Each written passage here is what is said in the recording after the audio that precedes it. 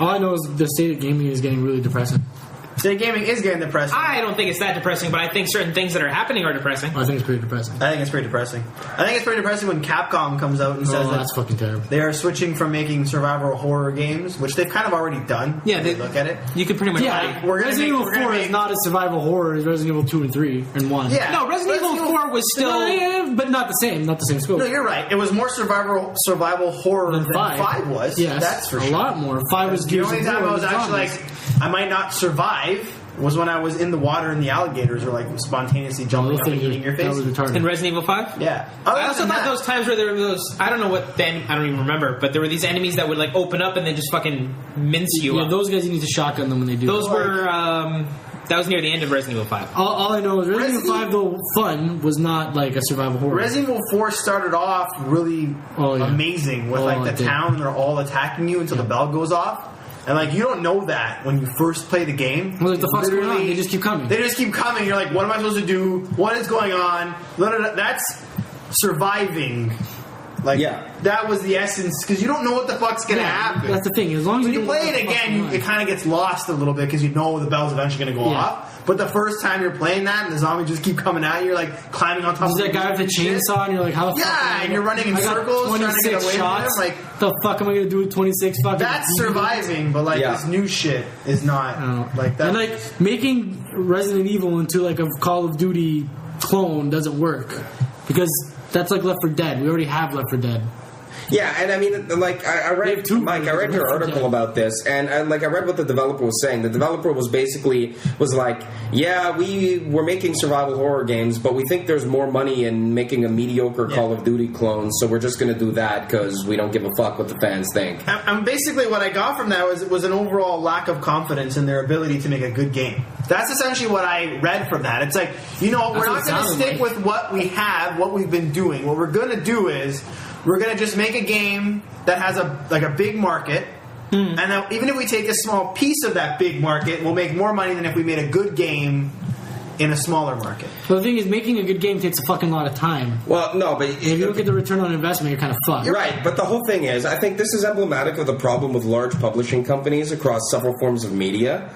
Because basically what the guy was saying in the interview was like, in big game publishing, it takes, we spend so much money and time making a game and have to hype it that we have to sell gajillions of units in order to make it profitable. So instead of trying to make stuff that's original and intelligent and challenging, we're just going to make mediocre dreck and cram it down your throats with television advertisements. It's just like, how many times have we sat around bitching that, you can't find anything decent in the movie theaters? Why? Because it costs, the studios say it costs so much to make a movie now that they won't take a risk on making anything actually original. So all we get is fucking remakes of remakes of remakes of remakes. Or they give the Wayans brothers $50,000 and they make a $3 billion movie. Right. Or, in the music industry... They need more Wayans. Yeah. In the music industry, why do you turn on radio station? Like, either you hear, 17 top 40 stations that all play the same bullshit. How many times have that they get paid to play? Cycling stations and Lady Gaga is on 3 fucking stations at the same fucking time, the exact same song. Or you get rock stations that have been playing the same music continuously for 20 years. I mean, in our area, we have a rock station that's supposed to play new rock. They stopped playing new rock 15 years ago. Yeah. You turn the thing on, all you hear is shit from the 90s or bands that sound like they were made in the 90s. Actually, you know what? Everybody has a 90s news. I thought it was just one station, and then I started flipping around because I drive between 12 and 1 usually every day to work. And literally 4 stations out of the 6 that I have programmed on my thing have 90s nooners. Like, holy fuck, have an original idea or something. Right, but it's the same thing with the music publishing companies as the film publishing companies as the game publishing companies. Book publishing companies. Book publishing companies. All these guys are on the same track of mind. They think to themselves, well, we can take a lot of mediocre bullshit that'll appeal to the lowest common denominator, put as minimal investment into making it as possible, and cram it down people's throats with large advertising campaigns, and they'll eat it up because they don't have any better alternatives. Pretty much. And that's why Call of Duty Modern Warfare 3 is the most sold game ever. Yeah. Or is it Black Ops? No, Black Ops was pretty high up. Modern Warfare that you beat it recently. Point is, a modern, like a fucking Call of Duty game is the highest selling game of all time, which is fucking terrifying. And you know, I enjoy those games myself too. Like I'll play them, but it's kind of infuriating that you're not getting, you know, the stuff that you used to. Like even Silent Hill nowadays, like those used to be horrors. But gee, children are learning how to ration ammo. That's important. I actually Not in Call of Duty. I really enjoyed playing Silent Hill 1 and 2. Yeah. I thought they were... Oh, those are amazing games. The storylines If you were actually- pretty eccentric. Well, yeah, but if you actually like, I mean, I haven't played the first 3 Silent Hill games, but I was so interested in the story that I actually watched full playthroughs of all 3 games on YouTube just so I could see the story because it's actually interesting. If you understand that the actual story behind the first 3 Silent Hill games, it's actually fucking fascinating. Mm-hmm. There's actually like it's really interesting, deep psychological horror. Yeah, but that's when they had fucking No, power yeah. to make good stories. in games. Honestly, to me, the best horror is psychological horror. Because really, there's really nothing scarier than something that will fuck with your mind like that. Like things just popping out is great. It's great for that whole scare effect. Then Jesus when you go Christ. home, you forget about that. But when you're thinking about shit that's actually like embedded in your mind, that's what really fucking gets Oh, you. it's when you fuck with yourself. Oh yeah, because then you're fucking with yourself. Like, you know, you're brushing your teeth. They just plant fucking. the You're worried seeds. about what That's the what fuck's makes going to it be great. behind you. For those of you that Shit have played like the that. first 3 Silent Hill games, the answer to the question, what the hell is going on, is the answer to the question of why are the monsters in the second Silent Hill game different, but they're the same in the first and third Silent Hill game. Yeah. That's what you got to be asking yourself. Yeah, well, that's actually pretty. It's all about Harry Mason. That's technically a my boy. plot giveaway, but yeah, no, that's pretty Yeah, good. they have to- Harry Mason's my boy. Well, I mean, I have no idea what you he's haven't talking really spoiled anything. No, you but, haven't like, spoiled anything, but that's it the shows you question that should there's be asking. links. Yes, but The point is that shit doesn't happen anymore. that's the thing though. Like Silent Hill, it fell off a cliff because Oh, it did. when Resident Evil 4 specifically started like selling, Konami was like, "Holy shit, we're gonna lose our shit," and they decided we're gonna try and copy Resident Evil 4. That was a stupid But they decision. couldn't copy Resident Evil 4's formula, so they went into obscurity. Now, I know how you're saying, like, okay, Capcom's saying they're going to make it more of an action game, they're going to make a Call of Duty clone. They're probably not going to make a Call of Duty clone, they're probably just going to make another Resident Evil 5 or another Resident Evil 4 that's more action-y. But the problem is it's going to be a first-person shooter action game with horror. No, it's not going to be a first-person tacked on. No, okay, fine. It'll be an action game with It's horror gonna be- tacked on rather than a horror game with action. Yeah, but Resident Evil, we already know what that is, You and know that the was last Resident fucking Evil horror 5. game that actually made me like legit scared was fucking Alan Wake. You know why? Dark as Alan Wake fuck. was Darkness was kind of scary, but Bro, you couldn't see fuck all. You know what? There were times you had the flashlight, and the flashlight didn't let you see fuck all. Yeah, no, you know what? And that's one thing I wanted to bring up specifically about Silent Hill. Silent Hill did its best because it worked within the limitations of the system that it was on. And this brings me to another point, which I'm going to bring up in a little bit.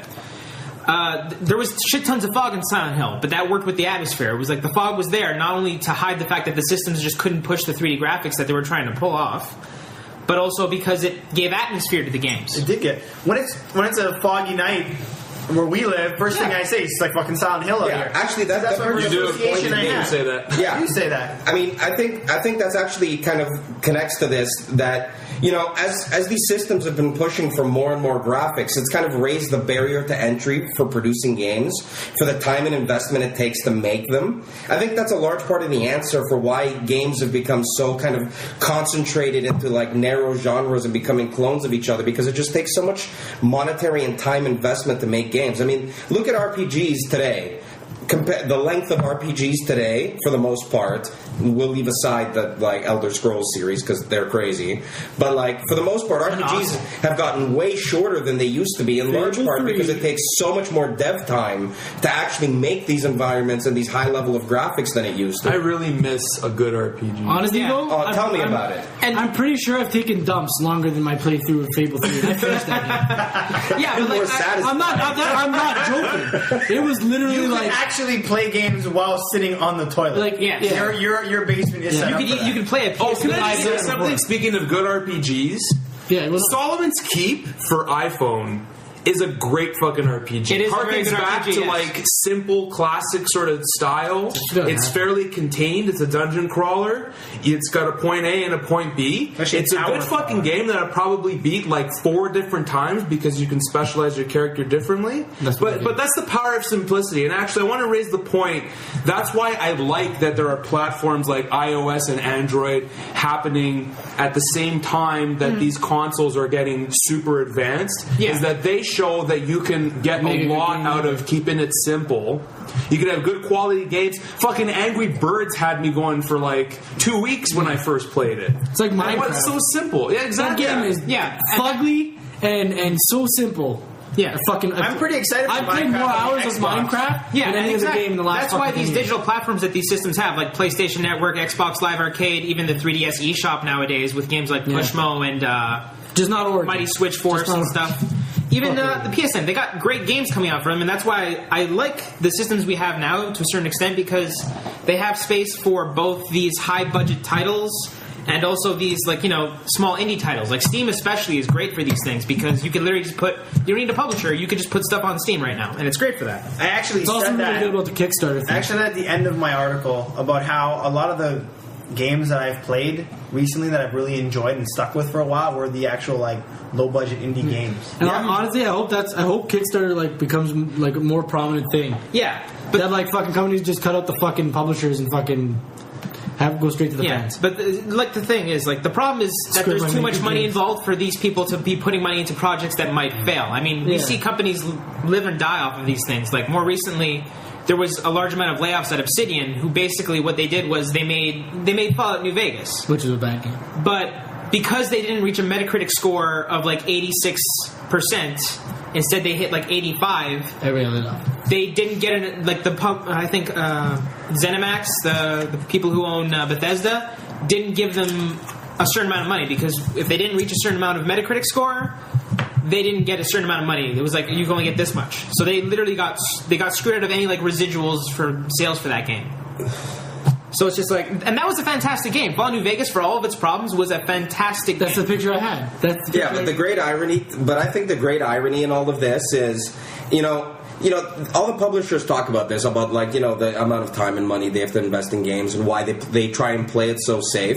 But what's the net result we see of these companies try to do this? They make a lot of really mediocre games, and in every segment where there's all these mediocre games, the majority of them fail because they're crap. They have nothing to carry them besides their advertising.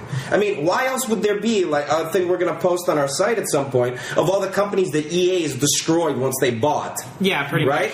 Like, who thinks that Capcom is actually going to succeed by turning Resident Evil into a generic action game? Who thinks this is going to work as an idea? That's just the thing. They're not, because Call of Duty has the throne because it's Call of Duty. It's the popular one. The only reason Battlefield has a chance is because they had a little bit of, like, name recognition from back in the days when it was a pretty damn big PC game. Yeah. But companies like THQ, who tried to start a new franchise like Homefront, that had such a marketing push behind it. It even had a fantastically interesting concept of, like, you know, what if Korea took over the United States and it was an occupied United States? Like, what was that movie? Red Dawn? Red Dawn, but with Korea instead of Russia. Exactly the same concept. Mm-hmm. But that game just wasn't that good. So it was just like, okay, it's like COD, but it's not as good as COD. So why should I buy this? Why should I pay $60 for this game? It's the same reason that and then that entire team got a game in fucking 10 years. The entire team got laid off. Yeah.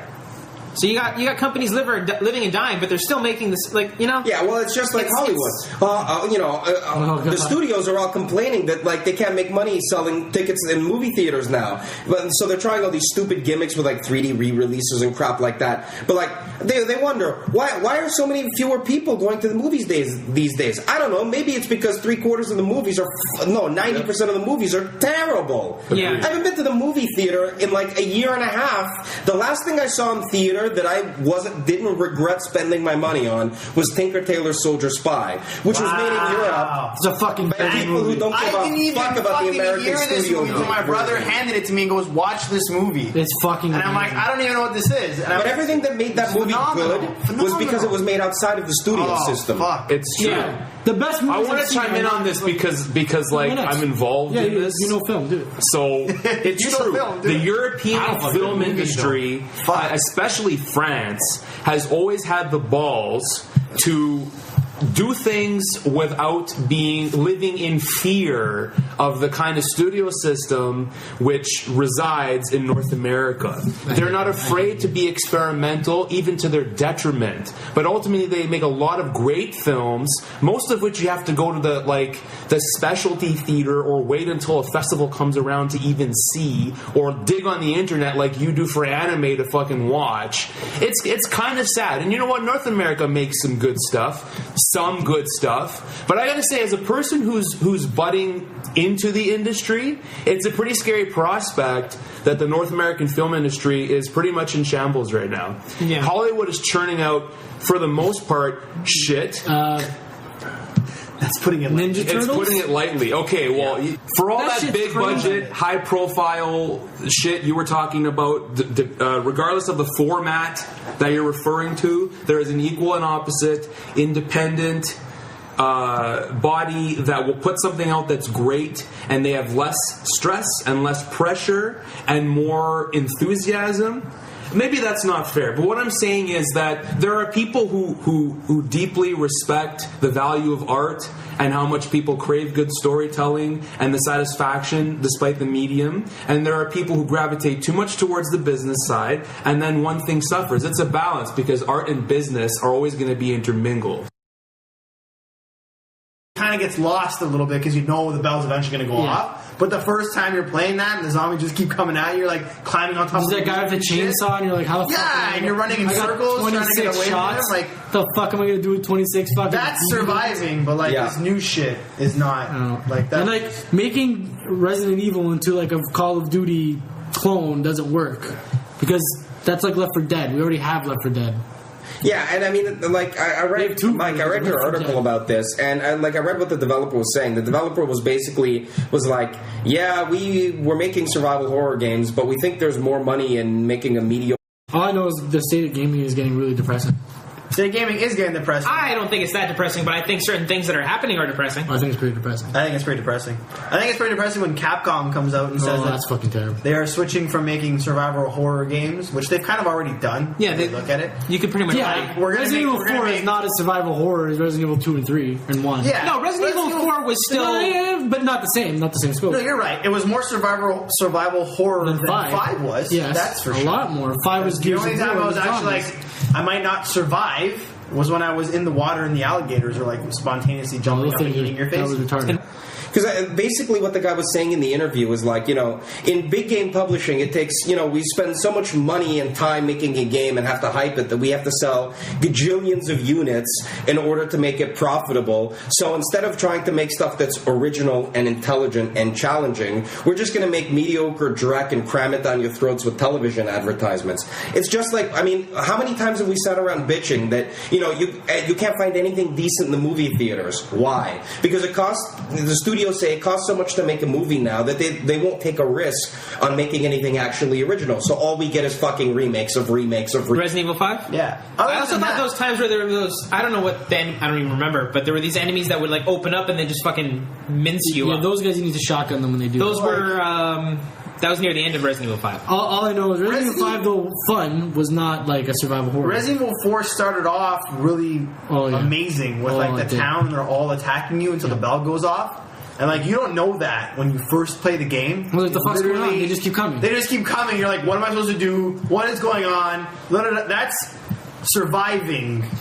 Like, that was the essence, because you don't know what the fuck's going to happen. That's the thing. As long as you play it again, Mediocre Call of Duty clones, so we're just going to do that because we don't give a fuck what the fans think. And basically what I got from that was an overall lack of confidence in their ability to make a good game. That's essentially what I read from that. It's like, we're not going to stick with what we have, what we've been doing. What we're going to do is we're going to just make a game that has a big market.